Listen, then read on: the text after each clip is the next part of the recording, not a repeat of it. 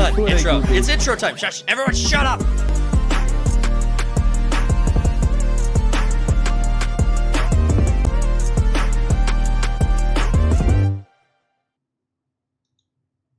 What's going on, all you main characters? Welcome back to the Third Party Podcast, episode 59, not 69, not to be confused with the very fun times. Damn. Yeah. Good times, though. We have a lot to get into today. It's been kind of a weird week for news. And honestly, our hand has kind of been forced to get back into a political conversation. We'll save that for the end for all of you guys who came here for pop culture news. But Joe Rogan's in the kind of at the forefront of the news right now, so... Isn't he always? He's important. He's a big deal. Not going to pretend he's not. But we got some stuff to get into with that. Before we jump into that, we have Borderlands has been a freaking flop. We're going to look at some of the reviews. We're going to have some fun with that one. The DC universe is still putting out just absolute flops. So honestly, we get to have our favorite time, our little bit of fun time. Hollywood hates us. We hate Hollywood and are just returning the favor in kind. They call us racist. We call them bad at their jobs. You know, it's totally fair play. So why can't we, talk about anything fun? We did. We spent 8 weeks talking about House of the Dragon, and then we just talked about what? We just talked off camera about how that was kind of a flop. So I mean, okay, I totally understood it's not a flop, but it was definitely a little bit of a letdown for me. People are disappointed. People were disappointed, and justifiably so. I think there's a strong case to be made. I think your only concern about it is how aggressive the complaints are about it. Well, yeah, I mean, they're like, this is worse than The Acolyte just because of one slow season. Yeah. Well, I love... People did not like that last scene with Rhaenyra and Alicent. No, I didn't either. I mean, it didn't make... To me, it didn't make any sense. Like, she was just coming to Dragonstone. First off, going to Dragonstone is just stupid in a vacuum. Yeah. But also, if you're going to go, it's like, why are you going there basically just to beg for your life and be allowed to go live in the woods? Well, and she was like, yeah, I'll kill my children except for Helena so you can take the throne. It's like, wow, all right. Well, it's like you have a better chance of surviving if you literally just took Aegon and left King's Landing like they did with Clubfoot. Anyway. We're so off track on this.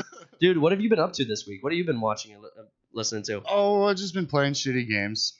Yeah? Yeah, I've been playing a lot of Dynasty Warriors 9, and it's the worst of all the Dynasty Warriors, but I put 350 hours into it. Did you really? Holy shit. It's just a brain dead, just listen to something and swing. I looked at my, I was playing CSGO the other day. I looked at my numbers, and I'm at 3,500 hours in CSGO. Damn. Yeah, that's a lot. Just think about if I applied that to, personal growth, right? It's like how much better of a person I'd be.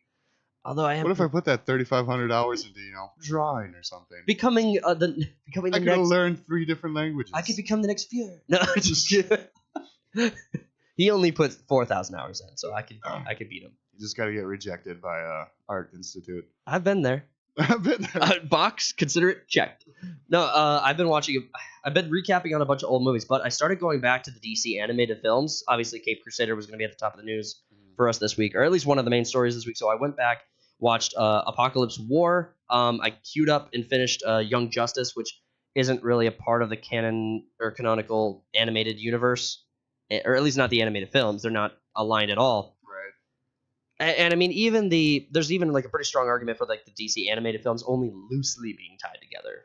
But and then they hard reset now too. Yeah, with Infinite Crisis on Infinite Earths, I believe. They reset everything because first off, they changed the art style, which I'm not a fan of. I don't like it. Modern art styles for animation, I'm not a fan of, and I might just have to get over that because I don't think it's going to go back to something good. I mean, it'll be AI art next arc. So I liked Arcane for its artwork. That was pretty cool. Well, yeah, that's inspired. But that was also just a good storytelling. If it was some Tim Burton garbage, I probably wouldn't have enjoyed it at all. Garbage. I think Tim Burton is overrated. I'd say so. Yeah, but that's just my 2 cents. But Apocalypse War, dude, I want to renew my position that Constantine needs to be the anchor hero. The anchor being for a DC universe storyline going forward. And it doesn't have to be Keanu Reeves. I think Keanu Reeves is a bit older for the character. I don't think Keanu Reeves could play Constantine again. I wouldn't say in the DC EU that Gunn is putting out, but I think they're doing Constantine too. I don't know if I want it. I do. You do want it. Yeah, just be its own thing. It's offshoot. Yeah. Kind of like the Batman is. I don't see any. There's nothing I could base. There's nothing I can reference to that would give me any kind of faith that would turn out good. I mean, yeah.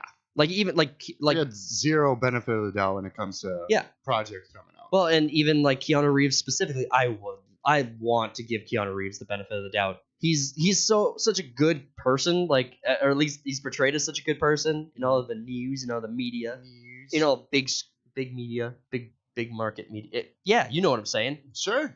But Matrix was a huge flop. The Matrix reboot was a fucking disaster. The fourth one, yeah. Yeah, what a nightmare. So I don't think Keanu Reeves on his own can save any of this, and I think he's along for the ride because he just enjoys acting and enjoys being a part of. Cinema. Yeah, I mean the one he was asked like, what was one character or movie that you'd want to do a sequel to? He's like Constantine. Oh man, the first one was good. I really liked it. Maybe I mean it's not very I would say accurate. Yeah, but it was a good movie. We need a British Constantine. We need to make Britain great again. We need a British asshole. Those can't be hard to find. Well, we could like go to Piers Morgan. Yeah. Pull Piers Morgan in on it. Piers Morgan, would you play Constantine? Just some fat dude. He's more like to play Etrigan. Yeah. Just plays a demon instead. That'd be fun as fuck. All right, dude. I think we could jump into the first story safely. Let's go. Wait, why didn't that work? There it is. It did it. Guys, just a reminder. I am a producer. Yes. I produce content. Borderlands. Wow. What do you know of it? So obviously I know the franchise. I know the video game franchise. I played 2 for a short while. The art style was really hard for me to overcome. The hard cartoon. You don't like the cell shaded stuff? Not in the video game. I'm a fan. It was really hard for me to overcome that. It was unique back when it came out too. Oh yeah, I mean, first off, let me clarify. My position on a lot of things is I can hate something while respecting its quality. Borderlands has built a very loyal franchise, a very loyal fan base, and I don't know the storyline that well with the franchise. I do know that the people who love it are diehards for it, and then I think my community is much smaller because I only disliked it for because I just couldn't watch the art style on the screen consistently. Huh. It wasn't like the worst thing in the world, but I needed a hook, and it didn't have one for me. And what was I going to go back to the first one and start playing from the beginning? It's like, it's hard to go back to the first one after you play the second one. Exactly. So it's like if you're a Jack and Dexter fan or a Ratchet and Clank fan, the crossover there is pretty narrow. Like there's not a lot of people who are like, oh, I loved both. That's true. I think this is where a lot of our problems really stem from. Because I'm a Jack and Dexter fan. And I'm a Ratchet and Clank fan. Right. Yeah. We should be killing each other right now. We should be murdering each other, but we have disagreements. And we learn to come together through our common hatred of reboots. And God, you got so many more games than we did. Yeah, we did. We got 4. We should have stopped at 4. We got to Deadlocked, and it should have just ended. Ratchet and Clank, I don't know, the PS5 game that came out, and then there was one that was unique to the PSP. So it was one that was unique to the handheld game. I don't know if that ever got fixed where they said, okay, we're missing out on money, put it on the PlayStation. But Ratchet and Clank should have ended a long time ago. Yeah, they kind of rebooted the franchise and only 2 games in, and it's been 8 years since they started it. Yeah. Something like that. So honestly, I saw Lilo and Stitch is getting a live action. Or I guess. I mean, why? But of course. Yeah. I mean, because they can't come up with ideas. I have no creative juices. What is a juice? What is it? Juice is loose. But yeah, with Borderlands, as soon as this movie was announced and the cast was revealed, I'm like, oh, this is going to be dog shit. Well, and honestly, it's like Kevin Hart. He's playing someone. Kevin Hart's playing Roland. Roland's supposed to be like this stoic soldier type. Yeah. You don't cast Kevin Hart for that. No. And then you had Jack Black playing, what's the Claptrap? He's super hot right now. He is super hot right now. Jack Black is super hot right now. Well, and apparently, people are relating Jack Black's Claptrap to Jar Jar Binks. It's apparently the most annoying thing. That's that's his thing though. Claptrap is supposed to be fucking annoying. Sure. And I mean, dude, so he aced it? He crushed it? He did it so bad it was good or so good it was bad. I can't tell.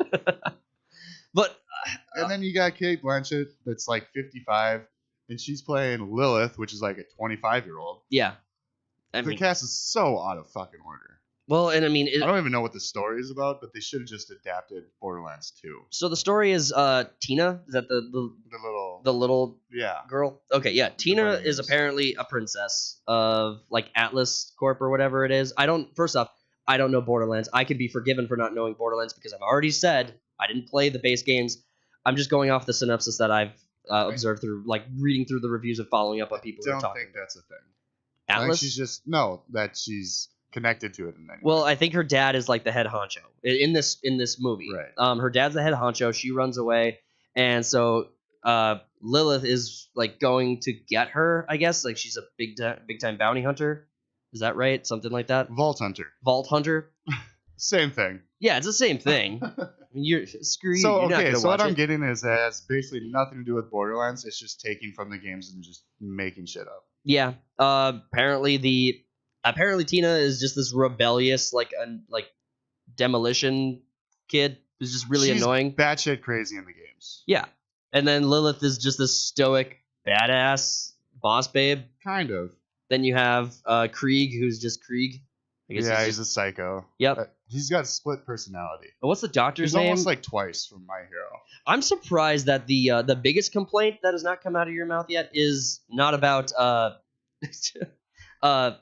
what's the old woman? Jamie Lee Curtis. Jamie Lee Curtis. I'm Yeah, surprised she's that's like not like in her 70s, supposed to be playing someone in their 20s too. yeah. So I was a little surprised. Well, first off, they She's supposed to play Tannis, right? Dr. Tannis, yeah. And in the reviews I've followed on this, Tannis has apparently been on the planet for decades and is actually older. So they actually, I think, changed that in the movie to make her older, to make Jamie Lee Curtis make sense. Why not just adopt Borderlands 2? Because you have one of the best villains in video game history, Handsome Jack. Everyone fucking loves Handsome Jack. Handsome Jack. Classic Handsome Jack. It's easy. Well, but how's it doing? Let's look at how it's doing.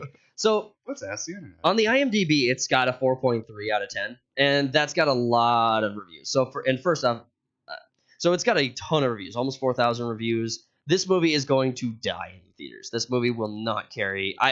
That's my. You don't think it'll have legs? God no. I mean, no one went to see it opening weekend. Well, if you want dumb fun, you'll go to Deadpool and Wolverine. I think that True. I think the audience of Borderlands are probably more diehard into Marvel than they are diehard into Borderlands. Like, I don't know anyone who's like, I am so excited for the next Borderlands thing. I know a lot of people after are like, 3, because 3's story was very cringy. It's basically they just took like streamers and made them the villain. So it's hey everyone, welcome to our new video, whatever. Today we're gonna kill this person. It's very, very cringy. So. No, the weekend numbers for this have not posted yet, which I thought was actually really weird. I heard it only made $1 million.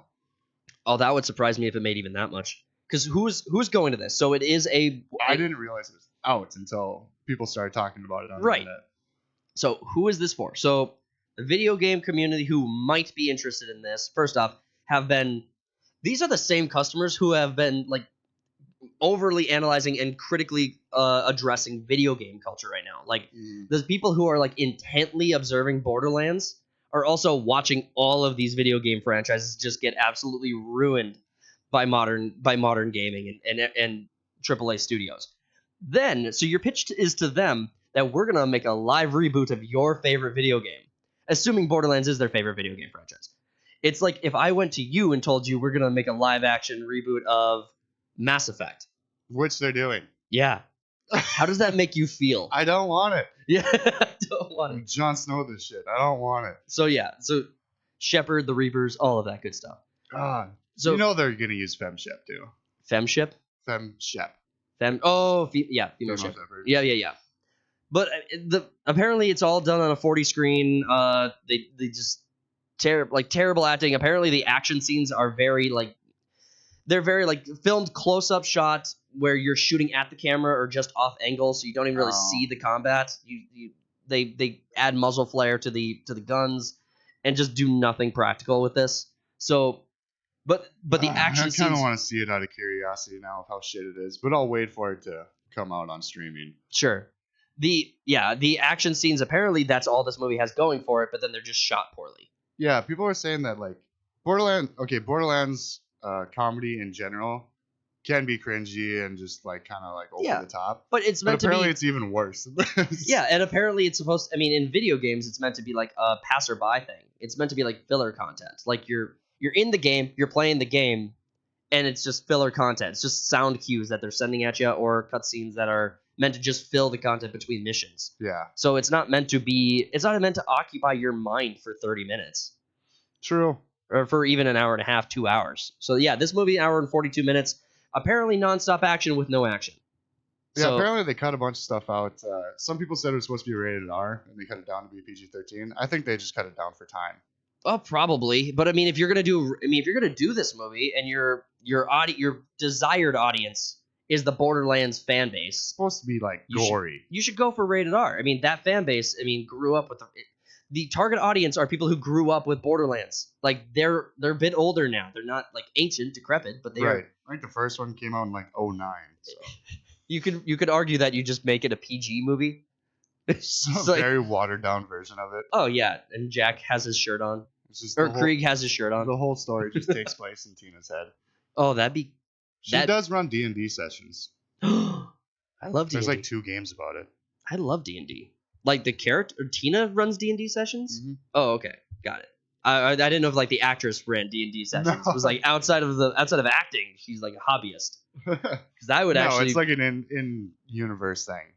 Okay. There's like a DLC for Borderlands 2, and then came out with their own game. I mean, they're not great, but. So let's run it. Let's run it real quick. So out of live action video game adaptations, we have Halo. Absolute nightmare. Canceled.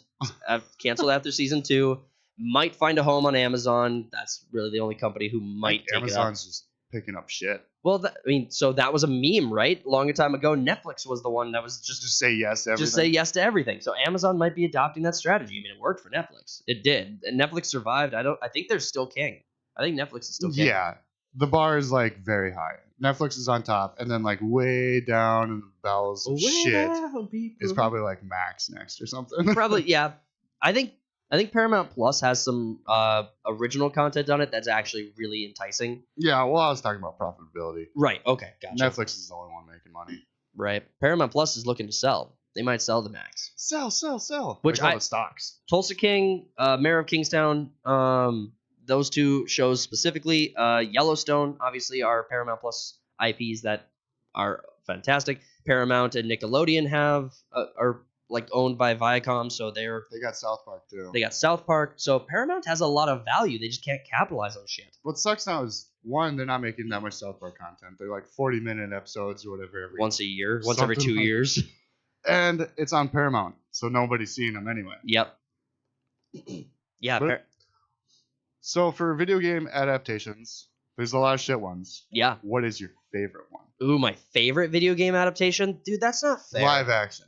They're live action. Oh, that's just not fair. Might need a couple hours to think about this. Yeah, that's because the list isn't. First off, the list isn't tremendous. It's not like a 50-item list. Right. But it is all shit. It is all absolute shit. Maybe Super Mario? I don't know. Well, that's not live action. Oh shit! Yeah, I said live action. Yeah. So you put a qualifier on it. Fuck! You failed. You dropped the ball, man. Yo, Mortal Kombat 1. No. The original Super Bros movie in the 90s. That was great. We loved it. No, I love it. I think this movie probably okay, first off, I have to say this. Jumanji was the original live action adaptation of a board game. So did Jumanji the board game come first? It's like the chicken and the egg kind of thing. Right. I think the board game I don't know. I have no idea. I think the board game came out in the movie. I think the movies were based on maybe a comic series though. I actually would have to look into that a little deeper because I think the movie was actually based on something else. No idea. It wasn't like an original thought. I'm not a very where they're like, Robin Williams, can you play this kid who gets trapped in a board game for 30 years and then comes out? I'm not very knowledgeable on my Jumanji lore, except for the new ones were gay. Kevin Hart was in it too. Yeah, also, Kevin Hart ruins movie adaptations. Anything Kevin Hart is in or The Rock, I'm immediately out. Can I ask, first off, do you like Kevin Hart and recognize he can't be in anything good, or do you think nothing Kevin Hart can do is good? Like, do you blame? No, he can be in good shit. I liked his stand up back in the day. I haven't listened to a lot of his shit for years now. But I could. He's been in a few good movies. I think it's when he's the main character. Yeah. And he puts out so much shit. Well, the movie. What was the movie with Will? Get Hard with Will Ferrell. CIA with Central Intelligence. It was Central Intelligence with The Rock. Holy shit! I forgot about that. Both I actually saw that one. Both Jumanjis. Gay. I have people who come to me and talk to me about movies, and Jumanji will come up every now and again, and people like those movies, and I don't understand it. Like, I like the original one plenty, but I just don't understand where this, like, and maybe I need to get off my high horse, because I was one of the kids who enjoyed Spy Kids growing up. Like, back before I liked movies. Yeah. So, I mean, like, we maybe were children at the time. We have adults coming to you saying they like Jumanji. That's different. Well, I mean, like, do I know if my parents were talking to other parents being like, what do you think of Spy Kids? I was like, it's not the worst kids movie I've ever seen. It's like, or if they actually liked it, or if they thought it was absolute trash. But I love those movies. Spy Kids? The first three. I don't know if they made any more after that. But then now as an adult, I was like, holy fuck, those movies are bad.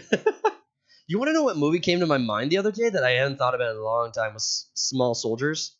Oh, dude, that was supposed to be so much more brutal than it actually came out to be. And it was actually, like, I enjoyed that movie. I gotta rewatch that. Yeah, you got the little RC car flying around the yard shooting toothpicks. Or yeah, that movie's fucking insane. I gotta see it again. It was kind of epic. It's like if Kirsten Dunst was in that. Well, I think they're rebooting that as well into a show. I saw that somewhere. I think.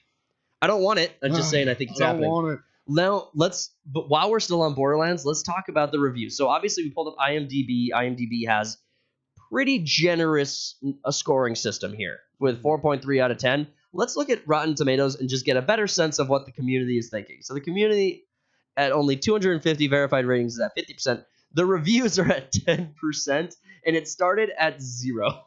Yeah, Thursday I think it was at 0. So it's gone up since Thursday. Yeah, I mean, it's pretty much straight upward trajectory at this point.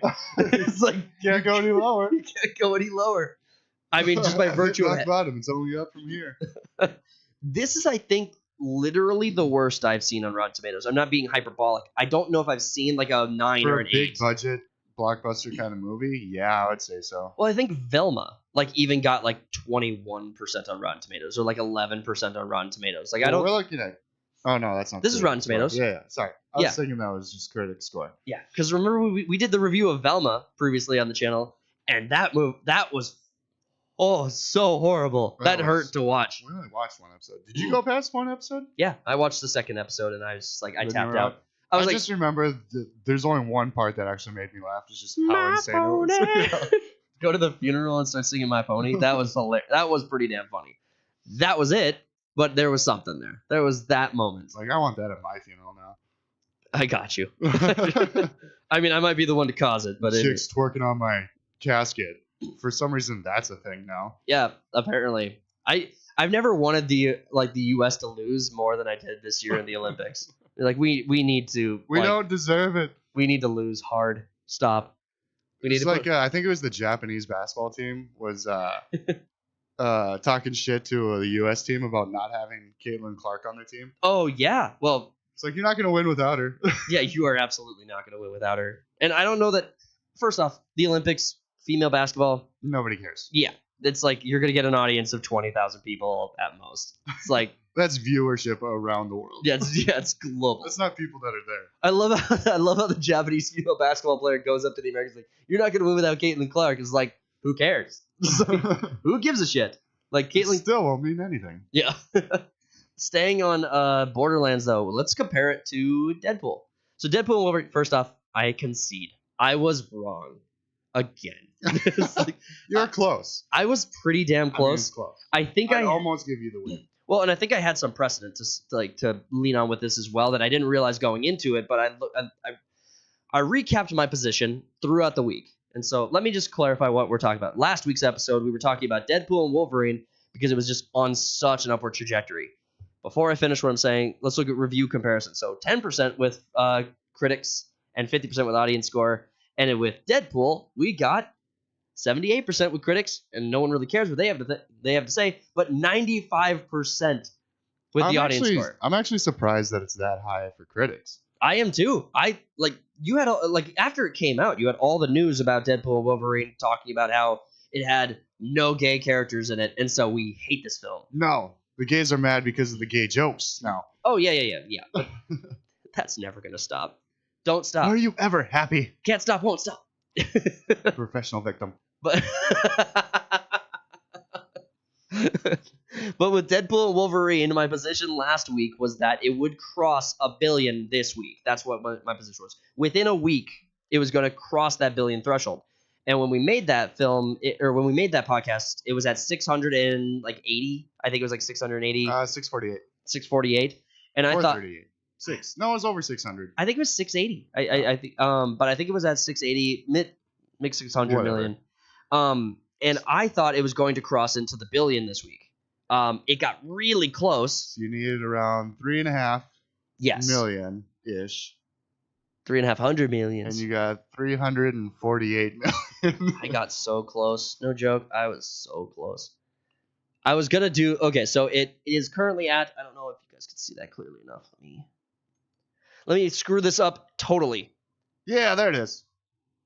All right, right here we're at 924 million to date. So here was okay. So as I was listening back and recapping my position and trying to come up with what I was gonna do when I was right, because I wanted to like celebrate, throw it in your face. I was gonna pull up like a short. No one was really even like that hard against you, so it would have been out of left field. I know, but I told you. It's like I didn't really disagree that much. Well, it's just gonna take a little longer than a week. So after reviewing our last podcast on it, so the Avengers movie, there was the Avengers movie, the first Avengers movie came up, and a couple of other movies that crossed 1 billion.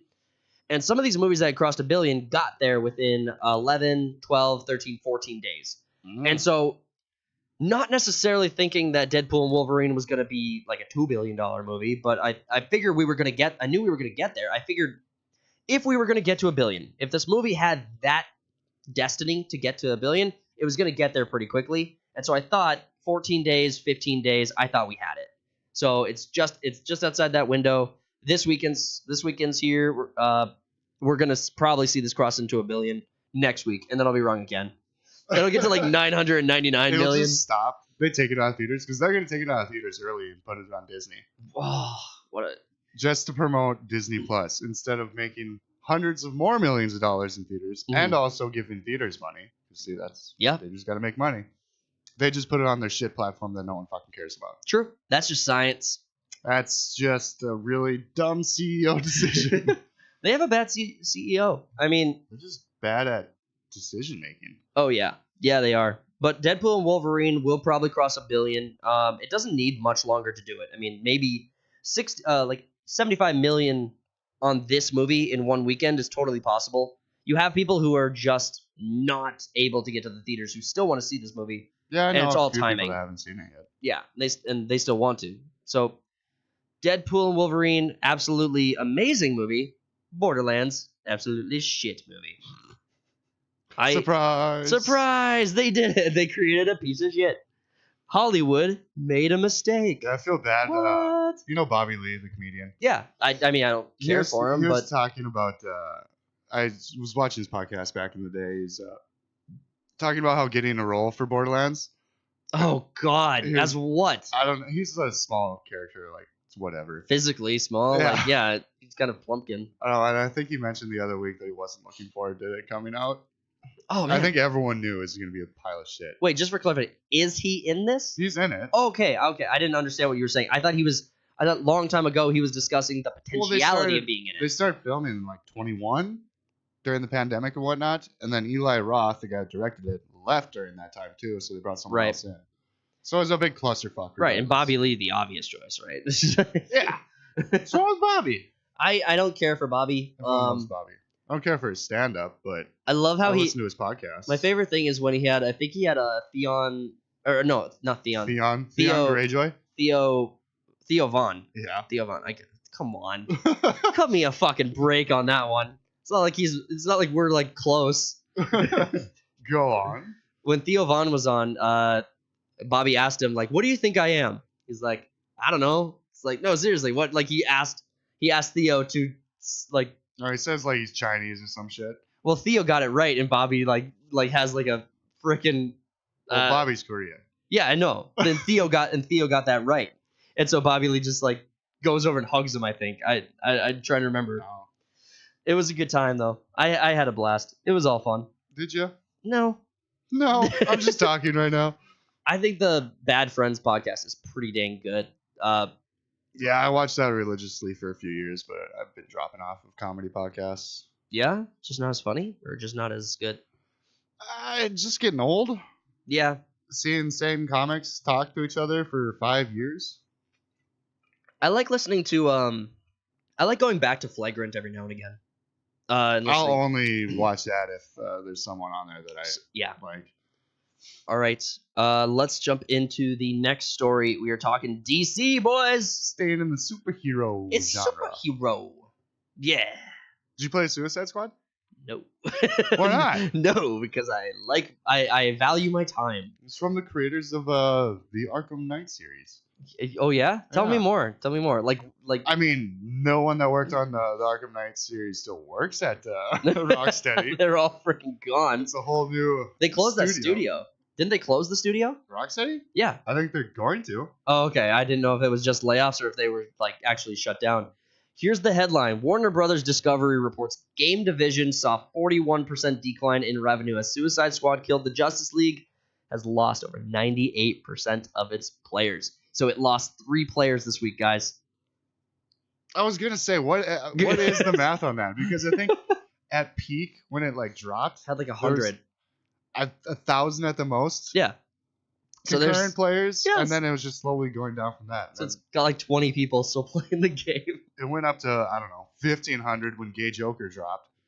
Oh, we love Gay Joker. He's our favorite. And now we got Who's theirs? Mrs. Freeze for some fucking reason. Because they hate. I don't know if I want to try to take this in the best light possible and just humor me for a second. Like in the best light possible, do you think that taking some attempt on changing and tweaking characters is a good idea? Like, and I'm not talking about DC specifically, but if you were trying to expand or create more for a franchise, would you take on the role of changing up specific characters, or would you just landlock every character to its original form and only try to like build new stories around the exact same character? No, there's tweaks and shit that can be made. Nothing really drastic though. Right. Like putting Spider-Man into a wheelchair and now it's a girl and swinging over the city in a wheelchair. That's a bit drastic. And fat. And pregnant. And a man. No, I was just curious because this came up in a conversation I was having about like race swapping hard in certain shows and certain mediums. And the ask was, well, do you just want the same story over and over and over again in different mediums and in different tellings? And my position on it is no, but I think it's a different story when all of these moves are intentional and in one direction. Because it's not like you're putting Batman. It's not like like Superman Red Son, when they had him playing a Russian he dictator. Landed in Russia and stuff. Yeah. Like that was a cool idea. Right. Now, if you make Superman like Super Black Man, then Super Black Man. Yeah. Isn't that just like the cyborg version of him? The robotic? Oh yeah, there's what the hell is his name? Jonathan. Is it Jonathan Steele? I think. Oh yeah, I think it is. I think his name's John Steele. But yeah, he's the robotic Superman character he built his costume from Star Labs, I'm pretty sure. But you can race change and whatnot when it makes sense, or you can make it make sense in your story. Yeah, I mean, but just doing it for the sake of doing it, it's just no.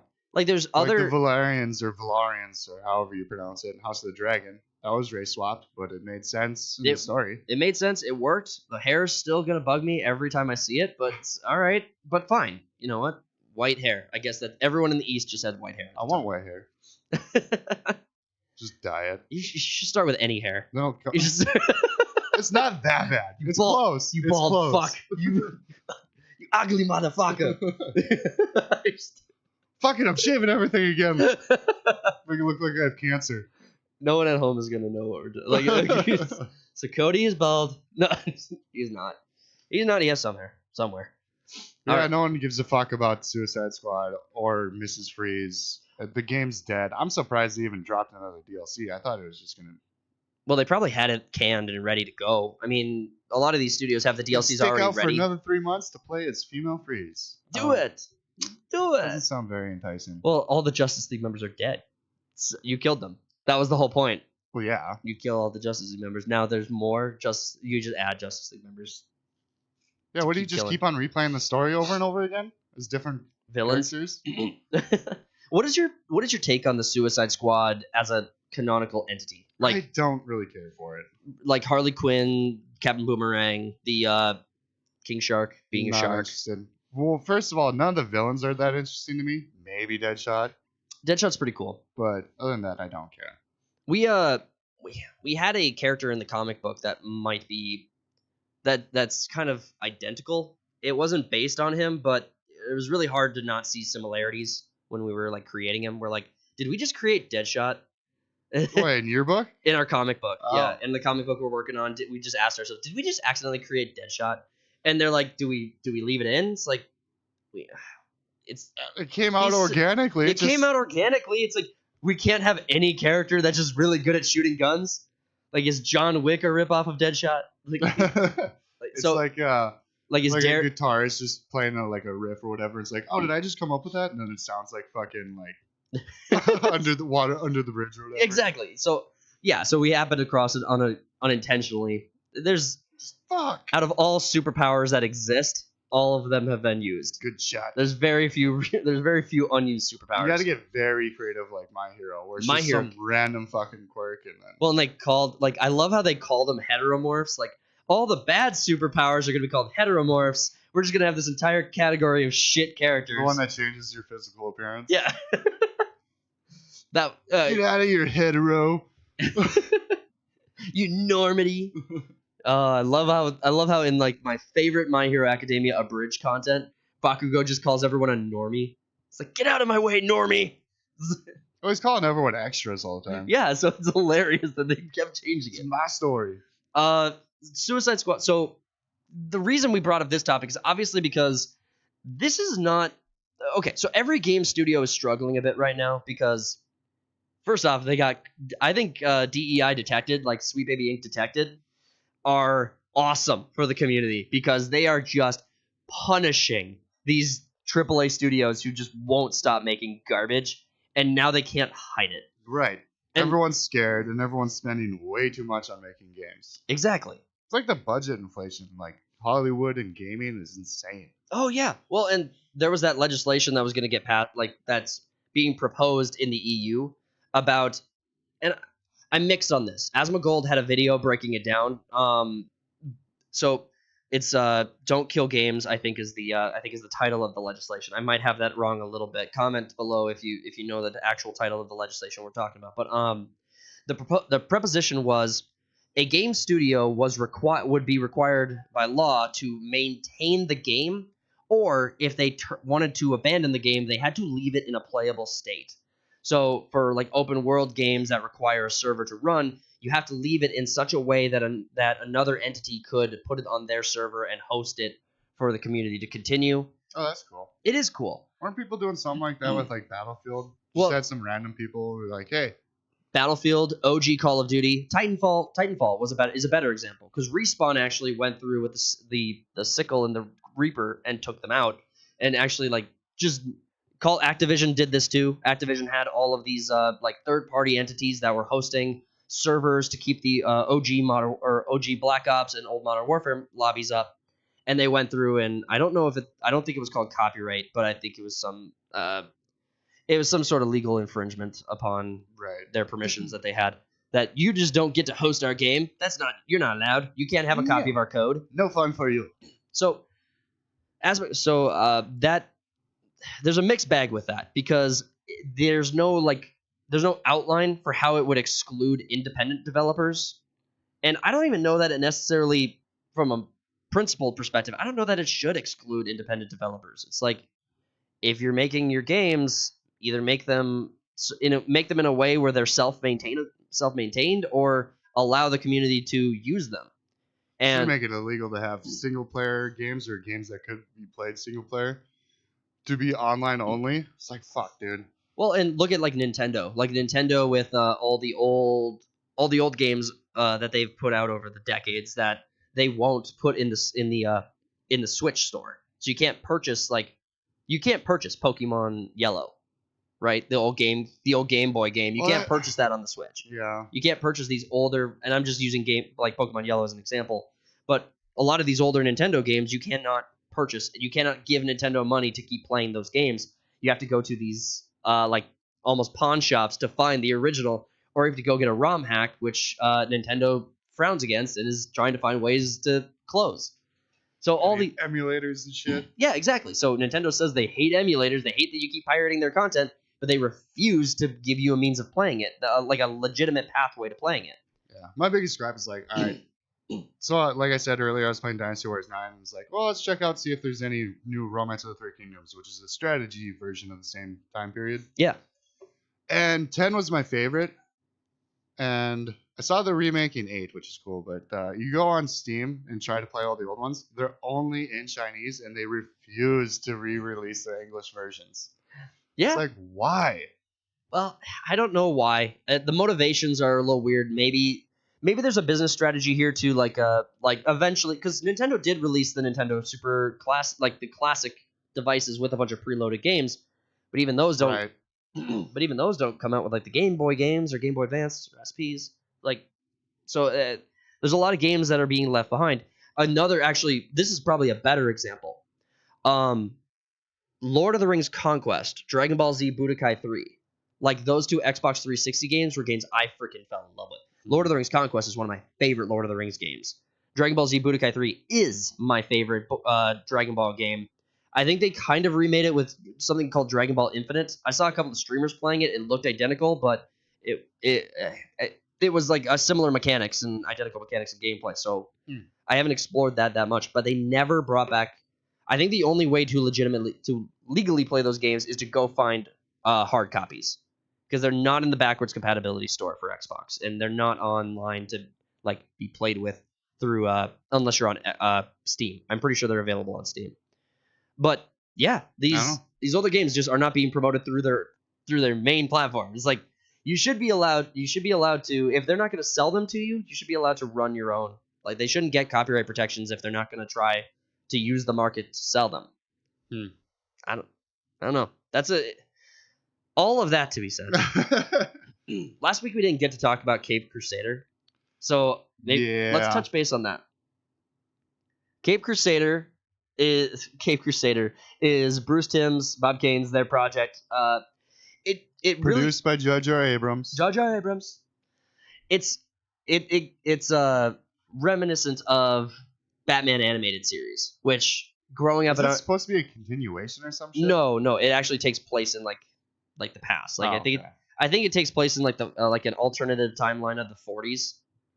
Okay. Yeah, so it takes place in an alternative timeline. It's just so heavy on like the female-led characters or the female side characters are propped up to be the main characters, and Batman takes like a backseat role until the very end of the series. So episode 9 and 10, you kind of get some good payoff with Harvey Dent as Two-Face and Batman playing it out, and that's something to be enjoyed. But the rest of the series is really Batman kind of being in the background, and all of these other side characters, these female-led side characters, are propped up. They are basically the ones being the detectives and going around hunting for clues and shit. Clues. Yes. And then, like, all of the villains all of the stupid characters, all the people making dumb decisions are all men in the show again. Well, yeah. So I mean, one of the creators came out and said months ago, maybe even a year or so ago, that this show will be woke. They basically just flat out said it. It's going to be intersectional, whatever. And then it's so bad that HBO or Max was like, no, we don't want this on our platform. We're going to sell it off to someone else. And that was the only smart choice with this project. It's like, it's pretty understandable that, I don't know who Max has or Warner Brothers has as a money man right now, but he's making excellent decisions. Yeah. Well, besides just canning the $100 million they invested into the Batwoman project. I think that was like a tax refund. Yeah. So, I mean. Well, it's like, take the hit or like release it and take the hit, or don't release it and there's some sort of like tax thing that you can get money back. And also, if you release it and it's a pile of shit, it hurts DC's reputation even more. Oh, I mean, having created it hurt DC's reputation as much as it needed to. I mean, like anyone who's paying very close attention to this already is kind of done with DC. Yeah, I got no faith with James Gunn, bro. Well, and Young Justice, a show that I'm all the way through, all the way on. I finished the entire series through season 4. Dude, the identity politics in that show is fucking insane. Like they use pronouns consistently. They talk about one of the main characters in season 3 being just a trans mother box Muslim. What? No, it's real. Okay, so a mother box incarnated and possessed the body of someone named Gabriella, who was a Muslim. Who was Gabriel before? Gabriella. No, she's just a Muslim. What makes her trans is that the mother box doesn't understand gender. Oh. The mother box that possessed Gabriella doesn't understand what gender is, and so she just like. Sounds like it should have a talk with its parents. Oh yeah, mother and father box. Dude, I hope father box beats your ass. Which it's evil. There's canonical reference. That's a canonical reference. Father box is bad. They beat people. Oh my god. No, exhausting. Yeah, so Young Justice has the gay trans Muslim mother box. It has a race of beings that keep identifying themselves and like they use their own race as their like pronoun. So it's like instead of saying I or me, they say Forager says this, Forager does that, and they do it in every fucking sentence. It is the most annoying thing. Is the most annoying thing. Is it like a hive mind? No, it's just this race of bugs. They're not like a hive mind. Every one of them has individuality, but they are. That's usually a thing with like hive mind species and like sci-fi and whatnot. They are all called Forager. Every one of them's name is Forager. I think I stumbled. Yeah, you did. I walked in when you were watching that. I walked in on you watching that. Dude, here's the thing. I was 3.5 seasons deep, and there was only like 10 episodes left, and I was like, dude, I gotta just finish this. I can't just leave it unattended, because here's the thing. Like, the first 2 seasons of Young Justice, I actually loved. I thought were awesome. I was hooked. And then they brought in the gay trans mother box Muslim, and I was like, oh, here we go. It was stupid, but she was one character out of the entire Justice League ensemble. And then they brought in the bug people. I was like, oh my god, this is so painful. This is so hard to watch. First off, it's just bad English. Like, it's just bad English to keep using, like... It's improper grammar. Tox thinks Tox is really good at podcasting. Yeah, just talk in the third person all the time. Just say my fucking name over and over again. Like, that's all we got to do, people. Like, that's how we fix all of our cultural problems, is just speak our own name in third person in all context. You know, sociopaths used to do that. Yup. But they race swapped a bunch of people in that show, and that didn't matter so much. And the main Justice League cast obviously wasn't taking the front seat. It was all like the Titans-esque genre generation. So it was like Beast Boy was pretty cool. Yeah, but now we got with the new timeline, Crisis on Infinite Earths. Did you watch the first one? I finished Young Justice so that I felt justified in getting onto that, because Young Justice is the only unfinished DC project I haven't watched before Crisis on Infinite Earths, and I really am excited. I don't think you're gonna like it.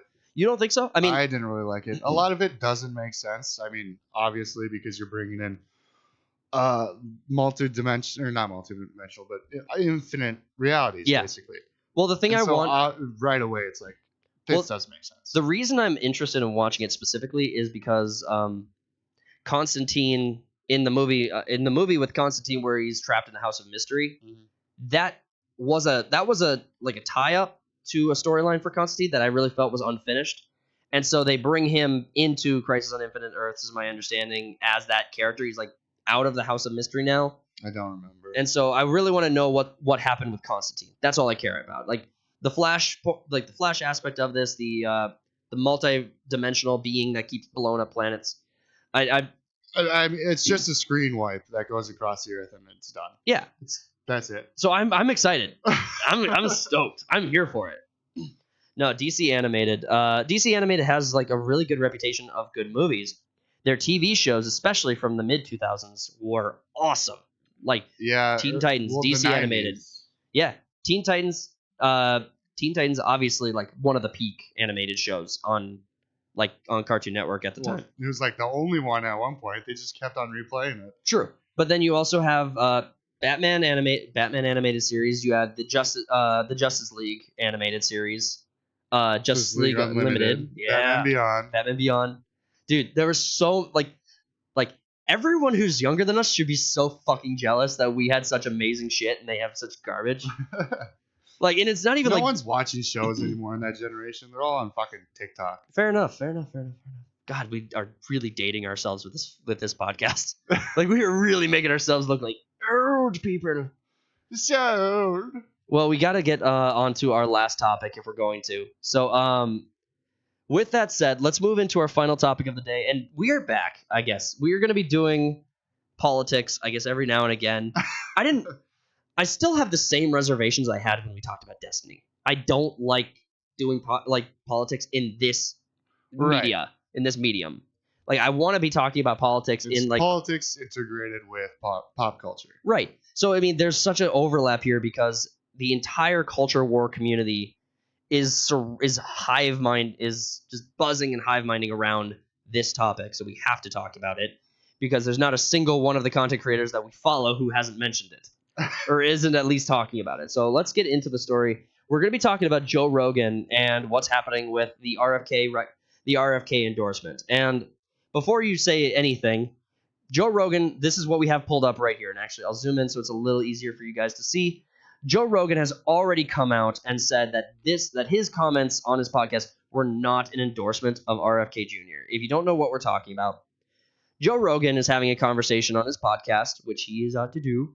He does that sometimes. He has conversations on his podcast.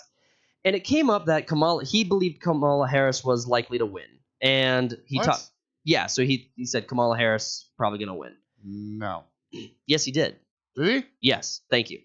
Kamala Harris was Yes, he did. I mean, it was a passing sentence. He didn't he talked about that. I think he said she has a chance to win. He didn't say she's going to win. I think he said she's likely to win. Which is probably, I mean, there's an argument to be made for that. That's not what people are criticizing him. Yeah, that's not why people are criticizing him. I mean, he said that before. It's not like a revelation that he believes Kamala Harris has a likely chance to win. A lot of people believe that. Know that. I almost said know that. A lot of people believe that. But during a conversation, he was talking about Kamala Harris. It segued into talking about Trump and RFK Jr. and talking about how RFK Jr. was his guy, his preferred person for it, and how he believed that he was the only one not like gaslighting people and he was easy to talk with. He was intelligent when he talked. I wouldn't say he's easy to talk with. No, he's very. I mean, I don't understand why that is why people get hung up on RFK Jr. Because honestly, I get it. Like, he's difficult to hear and listen to. He has his voice is incredibly raspy. He's got a brainworm. I don't know. He had a brainworm. I think that's gone. Pretty sure that's the only thing it ate was his vocal cords. That makes no sense to me. Well, it was also 12, I think it was like 12, 13 years ago that's like resolved. So that's not the problem. But Joe Rogan, first off, there's a semantic argument here about endorsement. Like, I was frustrated when people came up to me and told me, like, he didn't endorse RFK Jr. I was like, if you're sucking someone's dick hard enough, like, it's an endorsement. It's like, I don't know, like, if the only way... This is where I'd go with the semantics of it. It's like, it's not an endorsement. It could be perceived as an endorsement. Fair enough, but I mean... So, I mean, yeah, it's just semantics in that point. But, I mean, that's the thing. It's like, if the only way you can ascribe this to Joe Rogan is if he said, I am endorsing Robert F. Kennedy Jr. for president, you're right. He didn't say those words in that. Right. He didn't say those words. I concede. You're right. But he's the only presidential candidate that he has given a platform in this race. He didn't do anything he doesn't like Joe Biden. Rogan has said he doesn't like Biden. Could you imagine a 3-hour Joe Rogan podcast with Biden on there? Dude, I can't imagine. That might be entertaining as fuck. The only 3-hour anything with Joe Biden is a nap. Like, that guy's... I think Biden's dead right now anyway. I haven't seen him in a minute. When's the last time you heard from him? I don't know. Did he call you? 2020. 2020. I think he came out of his basement for one interview or something. Yeah, and you won't have Trump on, which is ridiculous. That's my most frustrating thing. Like, his position on RFK Jr., he's had him in front of him for an entire podcast, right? He's had that conversation. He asked him the questions he wanted to ask. And I don't understand. Patrick Bet-David went on Joe Rogan's podcast, and I think got as deep as anyone has with him on what's going on with that. And he basically just made a pitch to Joe Rogan where Joe Rogan just sat there, nodded his head, and just like said, sure. What? And then he tried to deflect and said, why won't you have him on? And then Patrick Bet-David goes on saying, well, you're the guy you're the guy, right? Like you're the king of podcasting. You're number one. You were on, like, it's irrefutable that you are the number one podcast. I don't compete against that idea. No one does. So if it's not, and when you have people on like Bernie Sanders, RFK, Tulsi Gabbard, just all these other political, politicians, and then you're just refusing to have Trump, one of the most famous people on earth. Well, and here's what I think. Here's just my opinion on this, so I can't get sued. Do you imagine how the numbers on that podcast if you had Trump on? It'd be the single biggest podcast of all time. Well, it would, because I don't know that there's a single podcast out there where Trump has had a platform that large. And I'm not talking about. Didn't you do a thing with some dickhead named Aiden Ross, some influencer? Mm-hmm. Yeah, so like that's another thing. Is like Joe. This is like Joe's conversation with Patrick Bet-David is a little older now. It's like last year, so it's something like that. Yeah, so it's not like it's fresh on this. It's not like it's fresh to this specific conversation, but Joe's asking like, why does he have to be like, why don't you host him? And Patrick Bet-David says, you're the guy who needs to do it.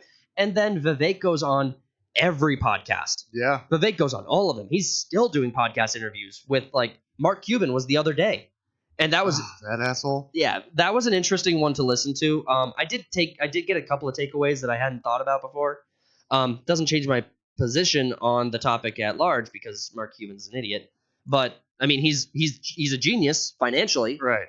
But that guy is just so up his own ass, and Vivek was not nearly as aggressive on that as I was hoping he would be. So he gave Mark the room to make his position, so it was a good podcast. Right, it was a good conversation.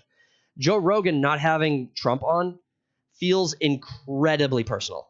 And I don't get it because he won't say they're like buddy at UFC events too. It's weird. Yeah, they sit next to each other. They've shook each other's hands. I think that this goes all the way back to the grab him by the pussy comment. I think that's really why. Well, I think that because time memorial, Joe Rogan has never been a Trump advocate. He's never promoted. For context, though, that quote is not Trump going, "Yeah, I can grab him by the pussy." It's like you can be so rich that they'll let you grab him by the pussy. Well, which is weird. Like if you're a sex positive cult like the left is, like why is that a problem for you? It's like, right. Aren't you sex positive? Isn't that like your thing?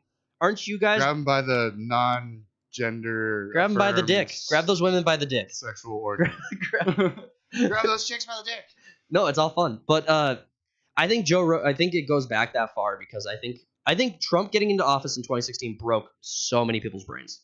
It did. I think it broke people's brains on the right too. I think there are a lot of people on the right who are like so hyper focused on very specific facts that they lose the forest through the trees. And we lose the trees through the forest. Yeah. I'm already lost. I already can't find a tree or a forest. I don't know. I'm in the middle of the ocean.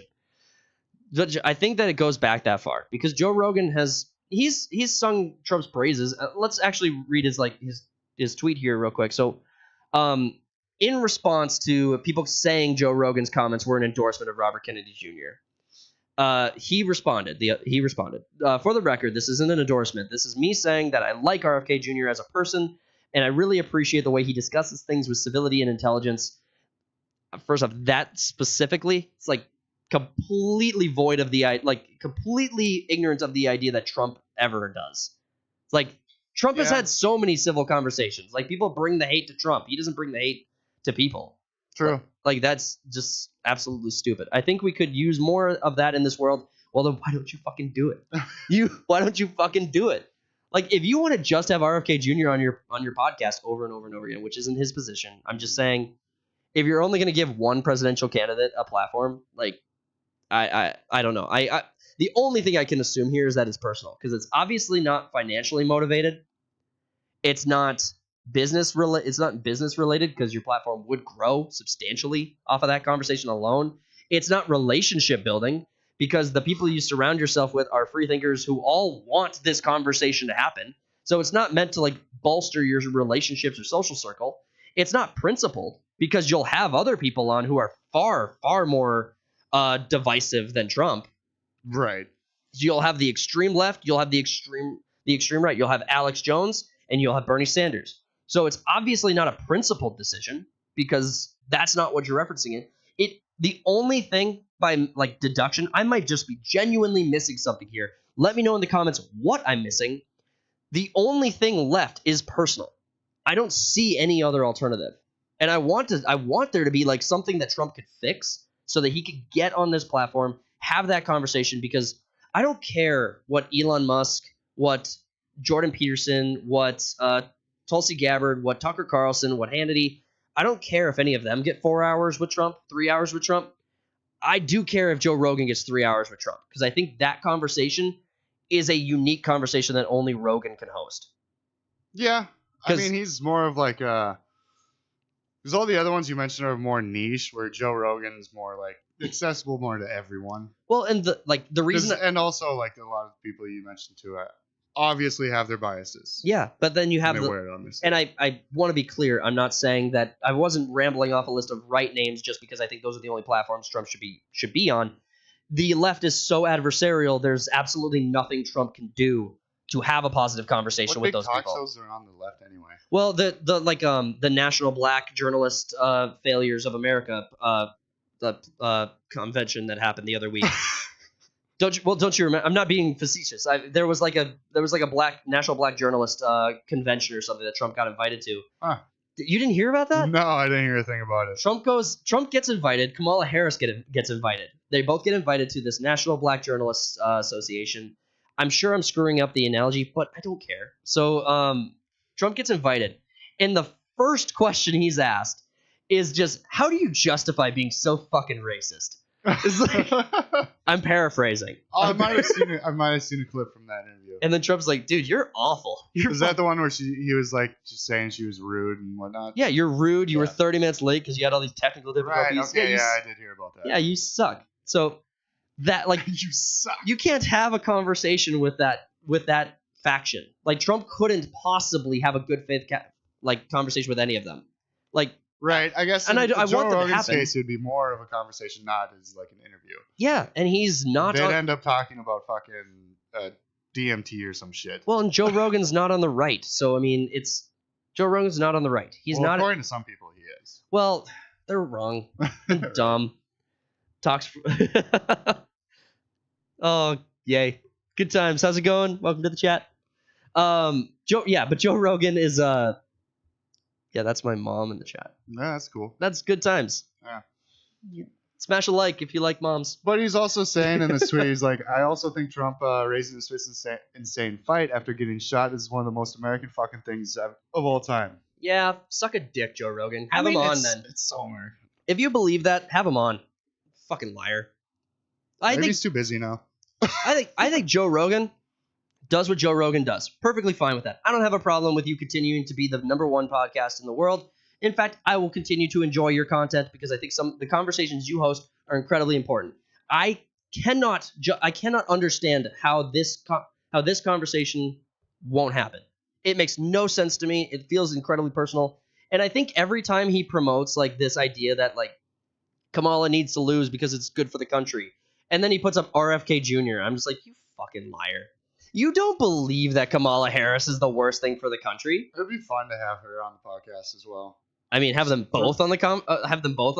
First off, Joe Rogan should not at the same time. Joe Rogan should be hosting debates. That should happen. Yeah, that should. They were trying to get him to do that last year or some shit. Well, and Kamala backed out of the. Yeah, let's keep talking about the rest of this because there's more with Joe Rogan. We still got a little bit of time left. Well, I mean, speaking of debates, Walz was gonna have a debate against Vance, the VP pick. That would have been a bloody nightmare. They like scheduled it for like this is hyperbolic, but basically like the night before the election. So it's like it doesn't matter to have it. Absolutely useless.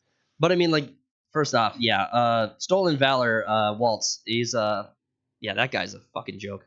Yeah, well, I mean, he's governor next door, so I hate that. We know of his policies. If you don't know of his policies, please be smarter. Please be smarter.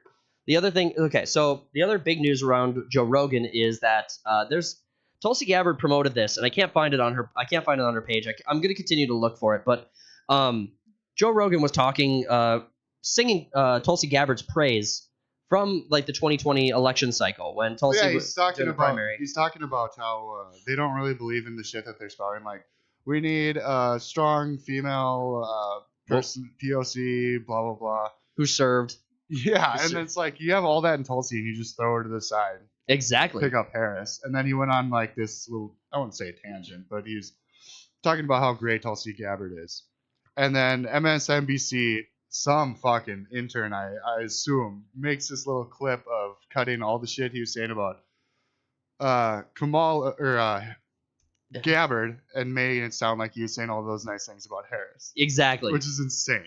I love Malice's, like, in the original 2-minute clip from the podcast, Michael Malice says, in classic Hawaiian fashion, Tulsi Gabbard knows how to roast a pig. Knows how to roast a pig. Referring to Kamala. He calls her like Officer Kamala. Officer Kamala. Well, this isn't a story for this podcast, but what Tulsi Gabbard called her out on in the Democratic primaries back in 2020 is probably like the most disgusting thing in the world to me. Like the way she like extended people's prison sentences, used them as free labor, and hid evidence that would have exonerated an innocent man. Dude, she is the most, like, that is the most evil thing in my mind. Like, taking someone's freedom from them is like the most evil in my mind. She has zero moral compass. It's just. But she has a great sense of humor. Sucked away to the top. You want to laugh? Let's talk about like leaving people in prison. There was talk over Joe Rogan suing MSNBC for like $30 million, but can't really confirm it or not. Yeah, it's more of a rumor. Yeah, it's a rumor at this point. I think Tulsi brought that up, and that might be why her post is gone, because obviously if Joe Rogan's not doing that, then... I mean, he had, like, when CNN came out with that...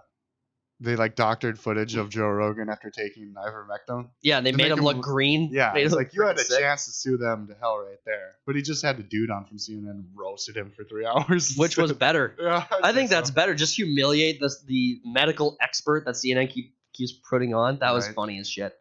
The other thing, like, to just round out the political stuff. If you know what Tulsi Gabbard's,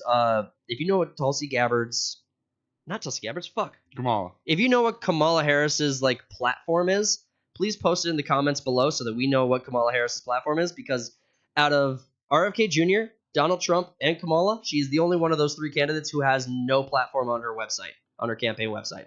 Donald Trump has a laundry list of things he wants to have accomplished. Even RFK Jr., I think... He's only been the candidate for 2 weeks. Dude, she's been in politics for like decades. Yeah, like, she can have a platform without needing to, like, her website is actual trash. It's like, it has a GoFundMe at the bottom and then nothing else. It's hilarious. It's just a big button that's just give me money.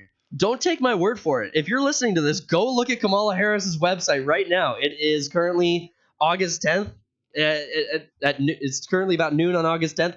Go look at Kamala Harris's website. There is no platform. It is just a GoFundMe fucking donation page, and then like a biography of her like history, like lying all the time. It's fantastic. It's beautiful. And then just for fun, even if you hate Trump, go check out Trump and RFK Jr. too. Go check out both of their pages and go look at their platforms. And just tell me who is actually bringing something to the conversation. Because I don't know what Kamala Harris's platform is, other than she sucks. Well, she doesn't know either. Yeah, she has no idea. So let us know. Cackle her way through 4 years of office.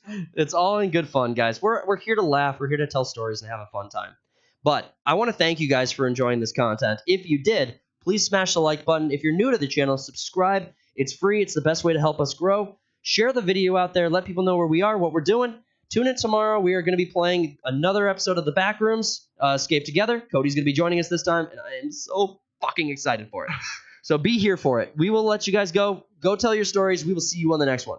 Peace out. Bye.